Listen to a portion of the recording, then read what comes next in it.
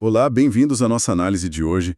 Vamos explorar umas mensagens assim antigas, mas que têm uma força incrível.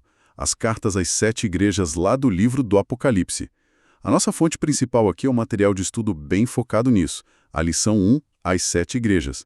E a ideia é investigar, sabe, o que essas cartas escritas quase 2000 anos atrás para comunidades lá na Ásia Menor podem dizer para a gente hoje. Qual a relevância disso tudo? O texto áureo da lição, que está em Apocalipse 2, versículo 7, já dá um tom interessante. Aquele que tem ouvidos, ouça o que o Espírito diz às igrejas. Ao que vencer, dar-lhe-ei a comer da árvore da vida que está no meio do paraíso de Deus. Já começa assim, né? Um chamado e uma promessa forte. E é super importante contextualizar um pouquinho, né? Essas cartas, elas foram escritas pelo apóstolo João. Ele estava exilado na ilha de Patmos, provavelmente ali no fim do 1º século, talvez durante o governo de Domiciano, que foi um período meio tenso para os cristãos. E elas foram enviadas para 7 igrejas reais mesmo, que existiam na época, sabe? Ficavam na província romana da Ásia Menor, hoje seria ali a parte ocidental da Turquia. Era uma região, assim, chave para o Império Romano, um ponto de encontro cultural, econômico, rotas comerciais importantes passavam por lá. A cultura greco-romana era super forte, tinha comunidade judaica também, mas ao mesmo tempo rolava muito culto ao imperador, várias religiões pagãs, ou seja, para os primeiros cristãos era um ambiente bem desafiador. E como a fonte que a gente está usando destaca bem, essas mensagens não são só história antiga, né? Elas são tipo uns espelhos divinos. Refletem as lutas, os acertos, os desvios da fé ao longo do tempo. O objetivo, segundo o material, é esse: vigilância e fidelidade. Sempre. Ok, vamos mergulhar nisso então. Uma coisa que chama atenção logo de cara e que a fonte detalha bem é que tem um padrão nessas cartas, né? Lá nos capítulos 2 e 3 do Apocalipse. Não é algo solto. É bem significativo. A fonte até lista os elementos geralmente cada carta tem. Primeiro, para quem é, ao anjo da igreja em. Segundo, uma descrição de Cristo, sabe? Usando títulos que se conectam com a situação daquela igreja específica. Isso é muito legal. Terceiro, quase sempre vem um elogio, começando com aquela frase forte: eu conheço as tuas obras. Quarto, muitas vezes tem uma repreensão, uma crítica, apontando alguma falha. Quinto, vem a exortação, que é um chamado para agir, se arrepender, perseverar, vigiar. Sexto, tem uma promessa bem específica para quem vencer. E, por último, aquele refrão que ecoa em todas elas: quem tem ouvidos, ouça o que o Espírito diz às igrejas. Essa estrutura toda reforça a ideia de um Cristo que conhece muito bem, intimamente mesmo, a condição de cada comunidade. A fonte até usa uma frase boa: a igreja que ouve a voz de Cristo discernirá seu estado espiritual e será guiada à restauração e à vitória. Vamos dar uma olhada então em algumas dessas igrejas mais de perto, seguindo a ordem lá do livro, começando com Éfeso, em Apocalipse 2. A carta para eles é quase um paradoxo, né? Porque eles recebem muitos elogios, trabalho duro, perseverança, eles testaram os falsos apóstolos, resistiram. Mas, logo depois, vem a crítica principal e a pesada. Abandonaram o primeiro amor. Como que pode, né? Tanto esforço, tanta coisa certa, e aí... Essa é a tensão, né? É uma tensão crucial que a fonte explora bastante. A mensagem para Éfeso sugere que, tipo assim, a doutrina correta, a atividade religiosa intensa, mesmo sendo boas, não bastam se aquela paixão inicial, sabe? Aquele relacionamento fervoroso com Cristo esfria. O primeiro amor não é só um sentimento, é a base de tudo. Por isso a exortação é direta. Lembra de onde você caiu, se arrepende e volta a fazer as primeiras obras. Não é para parar o que está fazendo, mas para fazer com a motivação certa, sabe? Reacender a chama. E a promessa para o vencedor, comer da árvore da vida, lembra lá do paraíso, sugere restaurar essa comunhão total. A lição que a fonte destaca é essa necessidade de sempre se avaliar. o nosso esforço externo está ligado a um fervor interno de verdade? Seguindo, a gente tem duas igrejas que se destacam por um motivo diferente: Esmirna e Filadélfia. O que chama atenção nelas, e a fonte também nota isso, é que são as únicas duas que não levam nenhuma bronca de Cristo, nenhuma crítica. Sim, e as situações delas são diferentes, mas as duas recebem aprovação. Esmirna era uma igreja que, olha, enfrentava pobreza material pesada e perseguição severa mesmo, calúnia, oposição. Cristo reconhece esse sofrimento, mas chama eles de ricos espiritualmente. A mensagem é de puro encorajamento. Não tenha medo do que você vai sofrer. Seja fiel até a morte, e eu vou te dar a coroa da vida. A lição aqui é sobre fidelidade total, mesmo na dificuldade extrema. A recompensa não é aqui e agora, mas é eterna. E Filadélfia? Não parece que eles sofriam tanto quanto Esmirna, mas Cristo reconhece outra coisa neles. Tinham pouca força. Mesmo assim, são elogiados porque guardaram a palavra, não negaram o nome de Cristo. Essa para eles é incrível, uma porta aberta que ninguém pode fechar, talvez uma chance única de evangelizar, de influenciar e a garantia de proteção na hora da provação que viria. E ainda tem mais, serem feitos coluna no santuário de Deus, com nomes divinos escritos neles. Isso fala de firmeza, de honra, de pertencer a Deus de forma segura. A lição que a fonte traz é que o valor para Deus não está na nossa força aparente, mas na fidelidade com o que a gente tem. Então a gente viu exemplos de perda do primeiro amor, de fidelidade na perseguição, na fraqueza. Mas as cartas também tratam de outros perigos, talvez mais internos, né? Que vinham de dentro das igrejas mesmo, tipo Pérgamo e Tiatira. Precisamente. Se Éfeso mostra o risco do esfriamento por dentro e Esmirna e Filadélfia a vitória sob a pressão de fora, Pérgamo e Tiatira mostram o perigo da complacência, sabe? De aceitar o erro dentro da própria igreja. Pérgamo é elogiada por ser firme, por guardar o nome de Cristo mesmo onde Satanás habita, provavelmente uma referência ao culto imperial forte que tinha lá, paganismo pesado, mas a repreensão vem porque eles toleravam quem seguia a doutrina de Balaão e a dos nicolaítas. Eram ensinos que, pelo que se entende, levavam à imoralidade, à idolatria.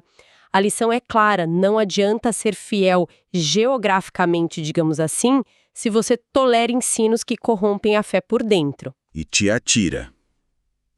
Essa carta é a mais longa e parece começar super bem. Sim, Tiatira recebe elogios importantes, obras crescentes, amor, fé, serviço, perseverança. As últimas obras eram até maiores que as primeiras. Só que o problema era grave. Toleravam Jezabel, uma mulher que se dizia profetisa, mas ensinava e seduzia o pessoal a praticar imoralidade sexual, comer coisa sacrificada a ídolo. O nome Jezabel já lembra a rainha lá do Antigo Testamento que promoveu idolatria em Israel, né? A crítica aqui é contra deixar passar um ensino que leva direto para a corrupção moral. A fonte bate nessa tecla. O perigo de deixar influências ruins entrarem e ficarem na comunidade mesmo que outras coisas pareçam ir bem. Pureza moral não se negocia. Fica bem claro que os desafios eram muitos e bem variados. Mas talvez nenhuma carta seja tão, assim, direta e chocante quanto a para Sardes. Apocalipse 3. A crítica é brutal. Conheço as tuas obras, que tens nome de que vives e estás morto. Uma fachada de vida, mas por dentro, morte espiritual. É uma das imagens mais fortes do Novo Testamento todo. Sardes tinha nome, tinha fama, talvez até fazia coisas, mas faltava vida espiritual de verdade. Por isso o chamado é urgente. Vigie, fortaleça o que ainda resta e estava para morrer. Lembre do que você recebeu e ouviu, guarde e se arrependa. Tem um tom de última chance mesmo, sabe? Com aquele aviso de Cristo vindo como ladrão, de surpresa para quem não vigiar. Mas olha que interessante, mesmo em Sardes tinha gente fiel, poucas pessoas que não contaminaram suas vestes. Para esses vencedores, a promessa é andar com Cristo de branco, ter o nome confirmado no livro da vida, ser reconhecido diante do Pai. A lição principal é essa necessidade total de ser autêntico espiritualmente e vigiar sempre, olhar além da aparência. E aí a gente chega na última carta, talvez a mais famosa e a mais incômoda também. Laodiceia. Apocalipse 3 de novo. Aqui a situação parece o contrário de Esmirna, né? Se Esmirna era pobre por fora, mas rica por dentro, Laodiceia era o oposto. E é a única igreja que não recebe nenhum elogio. Zero. Nenhum. A descrição deles é pesada. Você não é frio nem quente. Quem dera fosse frio ou quente. Assim, porque você é morno, nem frio nem quente, estou a ponto de vomitar você da minha boca. Essa mornidão, essa apatia espiritual para Cristo é algo que causa náusea. E o pior é que eles nem percebiam, diziam, sou rico, me abasteci, não preciso de nada, uma autossuficiência que cegava. E qual era a visão de Cristo dessa riqueza toda que eles achavam que tinham? Totalmente o contrário. Ele diz, você nem sabe que é infeliz, miserável, pobre, cego e nu. A riqueza material da cidade, eles eram conhecidos pela lampreta, pela medicina, pelos bancos. Parece que gerou uma acomodação espiritual mortal. Por isso a exortação é para comprar de Cristo que vale de verdade. Ouro refinado no fogo, fé genuína, vestes brancas, justiça, pureza e colírio para os olhos, discernimento espiritual. É um alerta muito forte contra essa autossuficiência, essa indiferença. Mas incrível, né? Mesmo para essa igreja morna, a porta da graça não está fechada. Cristo termina com um convite muito comovente. Eis que estou à porta e bato. Se alguém ouvir a minha voz e abrir a porta, entrarei em sua casa e cearei com ele e ele comigo. A comunhão ainda é possível para quem se arrepende. A lição é cristalina. Precisamos de fervor, de reconhecer que dependemos totalmente de Cristo e o perigo gigantesco da apatia. Olhando para todas essas mensagens, fica muito claro o que a fonte quer dizer com raio-x espiritual. Essas cartas, mesmo sendo para igrejas lá do primeiro século, parecem diagnosticar situações espirituais que a gente vê sempre, né? A gente vê reflexos disso hoje. Com certeza. As perguntas que elas levantam são super atuais. Onde está o nosso primeiro amor? Será que a rotina, as atividades fizeram a gente perder a paixão por Cristo, como Éfeso? Como a gente reage sob pressão? Somos fiéis como Esmirna ou a gente cede? Temos coragem de ser fiéis mesmo com pouca força, como Filadélfia? Ou será que estamos tolerando ensinos, práticas que, comprometem a fé, a moral, como Pérgamo e Tiatira? Corremos o risco de ter só uma aparência de vida cristã, mas está tudo morto por dentro, como Sardes?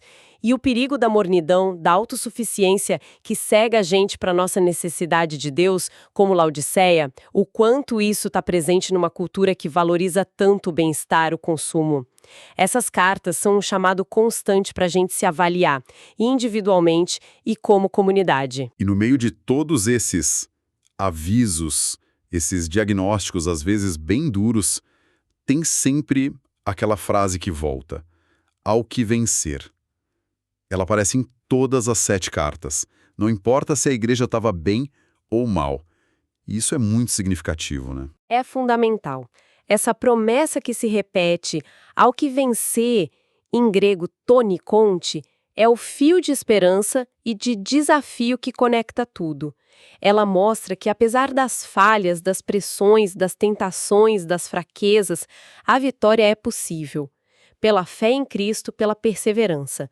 Não é uma vitória automática, claro. Exige resposta, engajamento, ouvir, arrepender, guardar, ser fiel, mas a possibilidade está sempre ali.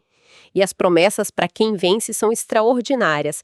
Vão crescendo ao longo das cartas.